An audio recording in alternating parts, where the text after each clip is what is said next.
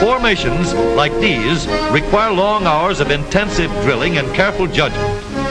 When the troop goes around the corner, the riders on the outside of the turn have to adjust their speed to keep even with the riders on the inside. The man on the outside has to ride a lot farther and a lot faster in order to keep up with the parade. The outside wheels must spin faster than the wheels on the inside because they have a greater distance to travel in the same length of time. When a wagon turns a corner, the wheels can travel at different speeds because each one can turn freely on the axles. And in the early automobiles, the rear wheels turned separately and only one wheel was connected to the engine. But when only one wheel was driven by the engine, it had to do all the work, and it couldn't get a good enough grip on the road to do its job properly. So the one-wheel drive was soon out of date. But if two wheels are locked on an axle so that they are not free to turn separately, one or the other has to slide. So engineers had to find a way to connect both rear wheels to the engine without sliding and slipping on turns. The device which makes this possible is a part of the rear axle. It is called the differential because it can drive the rear wheels at different speeds.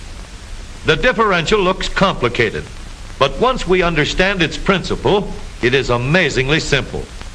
These two wheels are mounted on separate axles and supported by a frame so that they can revolve freely at different speeds. Let's fasten a spoke on the inner end of each axle so that by turning the spokes, we can turn each wheel separately. With a bar or crosspiece, we can turn both wheels in the same direction at the same rate of speed. Let's get something to hold this bar in place so that it will press against the spokes. Notice that this support is not locked to the axle. It turns freely. Now we can spin the wheels by rotating the support. This is fine as long as both wheels are able to turn at the same speed. But let's see what happens when we go around the corner. With this arrangement, we cannot drive one wheel faster than the other. And if we stop one wheel, the other wheel won't budge.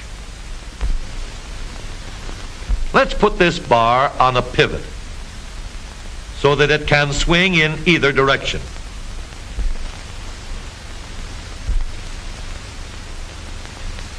Now, the bar can still turn both wheels at the same speed. And because it pivots, it lets one wheel turn even when the other is stopped. But if turned too far, the bar will swing around until it won't drive the spokes that turn either wheel. We need another crossbar and more spokes to carry on the job. When we stop one wheel, the crossbars will continue to push the spokes of the free wheel around. As long as both wheels are free to turn, the bars do not swing on their pivot and the wheels move at the same speed. Now we have the working principles of a differential. To adapt the model for use in an automobile, we will have to make a few changes. In order to reduce the jerky action caused by wide spaces between the spokes, we will put in more spokes. Further filling in the spaces between the spokes gives steadier, more continuous action, and changing the shape gives firm, constant contact. Now we can make the gears thicker and stronger, and we have differential gears. The edges are cut so that they will fit together more smoothly and silently. And another gear is added to share the work of driving the axles. The principle is the same. In order to turn the support and drive the wheels, we can fasten a large gear here, connected by a smaller gear to a source of power.